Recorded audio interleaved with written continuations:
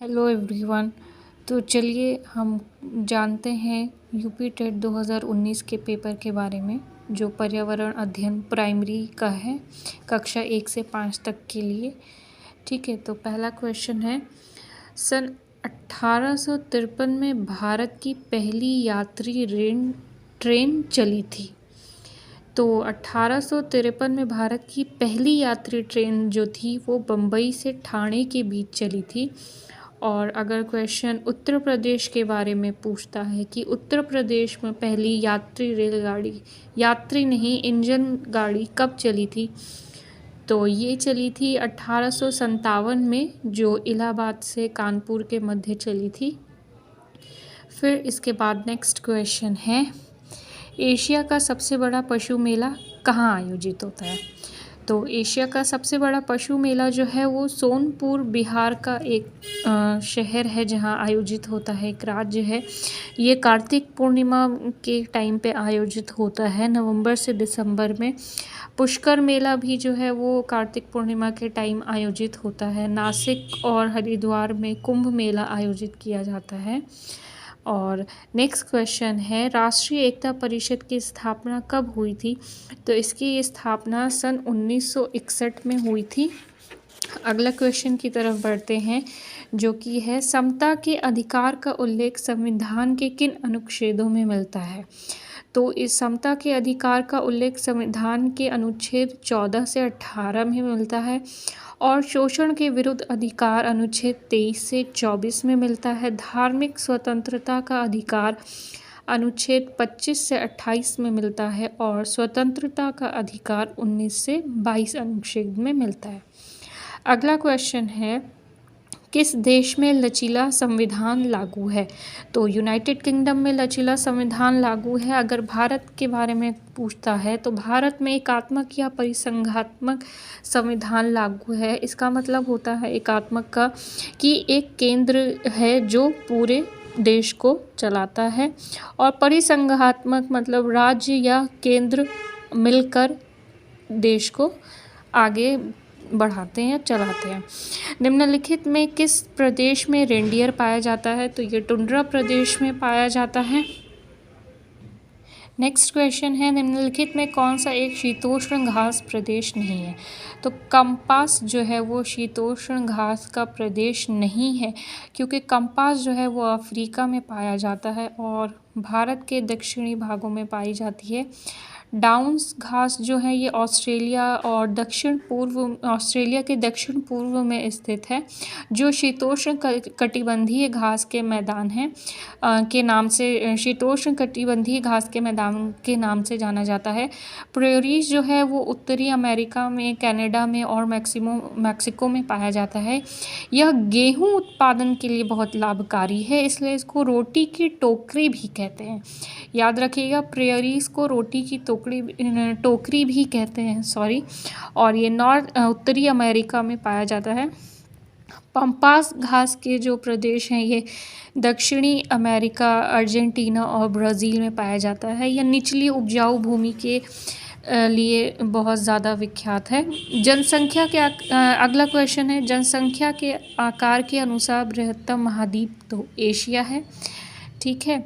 और जो second number पे है वो अफ्रीका है, और थर्ड नंबर पे है यूरोप है, और फोर्थ नंबर पे जो है वो जनसंख्या के आधार पर उत्तरी अमेरिका है।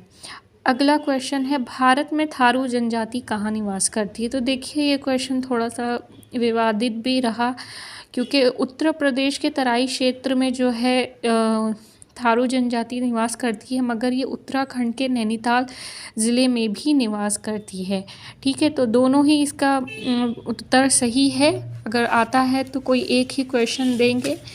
नेक्स्ट क्वेश्चन है, कोई एक ही उत्तर होगा। अगला क्वेश्चन है, भिलाई इस्पात संयंत्र कहाँ स्थित है। तो भिलाई इस्पात संयंत्र जो है वो छत्तीसगढ़ में स्थित है। यह भारत का पहला इस्पात संयंत्र है जो 1955 में लगाया गया था। अगला क्वेश्चन है, भारत में महिलाओं के लिए आरक्षण की व्यवस्था कहाँ है। तो ये पंचायती राज संस्थाओं में है। अगला क्वेश्चन है, किसी राज्य के राज्यपाल की नियुक्ति के लिए कम से कम क्या उम्र होनी चाहिए। तो देखिए याद रखिएगा, राज्यपाल की नियुक्ति के लिए कम से कम आयु सीमा जो है वो 30 वर्ष है। ठीक है, तो चलिए बढ़ते हैं अगले क्वेश्चन की तरफ। तो अगला क्वेश्चन है, सूची 1 और सूची 2 का सुमेलन करते हुए सही कूट चुनें। तो यहाँ पे हमें सही कूट चुनना है। जैसे भारतीय संघ का जो प्रधान होता है वो प्रधानमंत्री होता है, और राज्य का जो प्रमुख होता है वो राज्यपाल होता है, नगर निगम का प्रमुख मेयर होता है, और ग्राम पंचायत का प्रमुख सरपंच होता है। तो यहाँ पे हमारा जो कॉलम बन रहा था वो ACDB का बन रहा था, जो कि हमारा ऑप्शन नंबर 2 सही है। अगला क्वेश्चन है, अनुच्छेद 356 का प्रथम प्रयोग कब और कहाँ हुआ।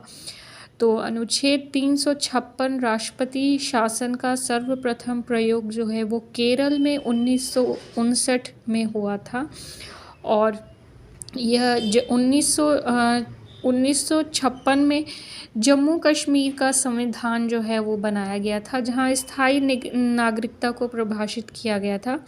और जम्मू कश्मीर के बारे में एक चीज़ और याद रखिएगा कि 26 जनवरी 1957 को जम्मू कश्मीर का जो था वो संविधान लागू हुआ था। ठीक है, तो अगले क्वेश्चन की तरफ बढ़ते हैं। नगर निगम द्वारा कौन सा कर लगाया जा सकता है। तो नगर निगम द्वारा जो है वो गृह कर लगाया जा सकता है। चुंगी कर जो है वो राज्य सरकारें और केंद्र सरकारें लगाती हैं। मनोरंजन कर कोई कर नहीं होता है, और उपरोक्त सभी उत्तर नहीं होगा। अगला क्वेश्चन है, संसार का सर्वाधिक समस्याकारी जलीय खरपतवार जिसे बंगाल का आतंक भी कहते हैं वो है।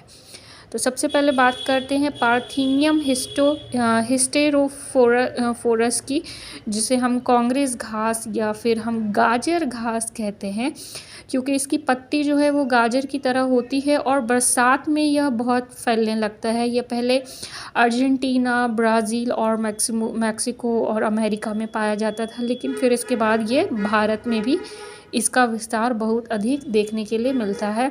जैसे उत्तर प्रदेश, पंजाब और हरियाणा एवं महाराष्ट्र कुछ ऐसे प्रदेश हैं जहां पार्थीनियम हिस्टेरोफोरस कांग्रेस घास या फिर गाजर घास का विस्तार देखने के लिए मिलता है। यह एक खरपतवार है जो नुकसानदायक है। इसके बाद हमारा है एकोर्निया क्रॉसिपस, जो जलकुंभी है। इसको बंगाल का आतंक कहा जाता है। इसको सबसे पहले लाया गया था, जलकुंभी को सबसे पहले इसके भारत में लाया गया था, बंगाल में लाया गया था, क्योंकि इसका जो फूल होता है वो बहुत खूबसूरत होता है, और पत्तियों के आकार जो होते हैं वो बहुत अच्छा होता है, देखने में सुंदर लगता है, इसलिए इसको लाया गया था।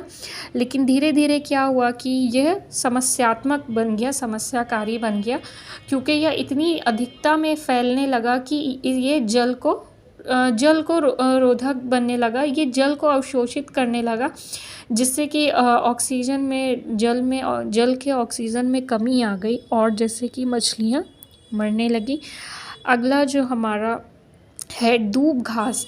तो दूब घास जो है इसको हम पूर्वा घास भी कहते हैं। एक पूर्वा घास है जो ज़मीन पर फैल जाती है, और ये हिंदू संस्कारों में और कर्मकांडों में बहुत इसका इस्तेमाल किया जाता है, और इसका औषधीय गुण भी बहुत विख्यात है।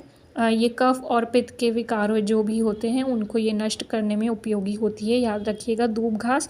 और लेंटाना कैमारा जो है, ये लेंटाना कैमारा जो है इसको डच लेकर आए थे यूरोप में, और ये बहुत अधिकता में फैलने लगी। याद रखिएगा कि ये सारे हानिकारक इस वजह से हो जाते हैं क्योंकि इनका जो पार्थीनियम वगैरह जो इनका पराग होता है वो काफ़ी ज़्यादा हानिकारक होता है, जो श्वास की बीमारी पैदा करता है। इसके बाद अगला क्वेश्चन है, वायरस के अजैविक होने का लक्षण क्या है।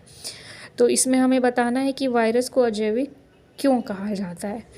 क्योंकि इसमें प्रोटीन नहीं पाया जाता है, यह प्रजनन नहीं कर सकता है, इसको क्रिस्टल के रूप में परिवर्तित किया जा सकता है, इसमें वंशानुगत सामग्री नहीं पाई जाती है। तो देखिए, अन्य सभी गुण वायरस के अजैविक होने के लक्षण को नहीं प्रभावित करते हैं, जबकि इसको क्रिस्टल के रूप में परिवर्तित किया जा सकता है, मतलब छोटे छोटे खंडों में इसको विभाजित किया जा सकता है, इसलिए यह अजैविक के रूप में जाना जाता है। यह इसका अजैविक होने का लक्षण है। तो अगला क्वेश्चन है, पादप हार्मोन जो फलों को पकाने में सहायता करता है। पहला ऑप्शन है जिबरेलिन। तो जिबरेलिन जो है वो बीजों के शीघ्र अंकुरण में सहायता करता है और पौधों की पत्तियों को चौड़ा करने में सहायता करता है। साइटोकाइनिन जो है वो प्रोटीन के संश्लेषण में सहायता करता है और पौधों की और जड़ों की वृद्धि में सहायता करता है। इथाइलिन हार्मोन जो है वो पादप हार्मोन है जो फलों को पकाने में सहायता करता है। और ऑक्सिन हार्मोन जो होता है वो कोशिकाओं की लंबाई में वृद्धि करता है और पत्तियों को, पौधे की जो पत्तियां होती हैं उनको गिरने से रोकने में मदद करता है ताकि वो जल्दी ना झड़ें। अगला क्वेश्चन है, स्वतंत्र रूप से भूमि में रहने वाला अवायवीय जीवाणु जिसमें नाइट्रोजन स्थिरीकरण की क्षमता होती है वो है क्लॉस्ट्रीडियम। देखिए अन्य सभी जो हैं वो नाइट्रोजन स्थिरीकरण में भाग लेते हैं, विब्रियो और एजोटोबैक्टर और क्लॉस्ट्रीडियम। तो नेक्स्ट क्वेश्चन है, किस प्रकार का डीएनए कोशिका में सामान्य रूप से पाया जाता है? तो बी डीएनए जो है ये कोशिका में सामान्य रूप से पाया जाता है। निम्न में से कौन सा अचल जीव का उदाहरण है? तो अचल जीव का जो उदाहरण है वो यूप्लेक्टेला है। अदर जो है लीच है, काइटोन है और फिर इसके बाद इकाइनस है, ये सारे चल जीव हैं। अगला क्वेश्चन है, प्रोटीन अणुओं की इकाई है। प्रोटीन अणु हमें बताना है इसमें कि प्रोटीन अणु जो होते हैं उनकी इकाई क्या है, उनका जो एक छोटा यूनिट है वो क्या है? तो वो वसा है, अमीनो अम्ल है या विटामिन है या ग्लूकोज है? तो ये अमीनो अम्ल है। ठीक है, अगला क्वेश्चन है, निम्न में से कौन सा अंगक पादप कोशिका में अनुपस्थित होता है? तो देखिए पादप कोशिका में जो अंगक उपस्थित होता है वो तारक काय होता है। तारक काय मुख्यतः जंतु कोशिकाओं में पाए जाते हैं और यह कोशिका विभाजन में मदद करते हैं तारक काय। और तारक काय एक महत्वपूर्ण भूमिका निभाते हैं पुरुषों में शुक्राणुओं की पूंछ का निर्माण करने में। ठीक है, तो अगला क्वेश्चन है, मनुष्य के शरीर की सबसे बड़ी ग्रंथि है। तो देखिए मनुष्य के शरीर की जो सबसे बड़ी ग्रंथि है वो यकृत है। ठीक है, अगर अंतःस्रावी ग्रंथि पूछता तो हमारा यहाँ पे ऑप्शन दूसरा होता, मगर यहाँ पे जो प्रयूष ग्रंथि है जिसको हम मास्टर ग्लैंड भी बोलते हैं, पिट्यूटरी ग्लैंड को। ठीक है, और अधिवृक्क ग्रंथि जो है वो एड्रिनल ग्लैंड जो है एड्रिनलिन हार्मोन का स्रावण करती है जो बहुत उत्तेजना या फिर हमारे भावनाओं को व्यक्त करता है। अगला जो है ऑप्शन अग्नाशय है, तो अग्नाशय से इंसुलिन हार्मोन का स्राव होता है, इसकी कमी या अधिकता के कारण जो है वो डायबिटीज़ रोग होता है। चलिए बढ़ते हैं अगले क्वेश्चन की तरफ।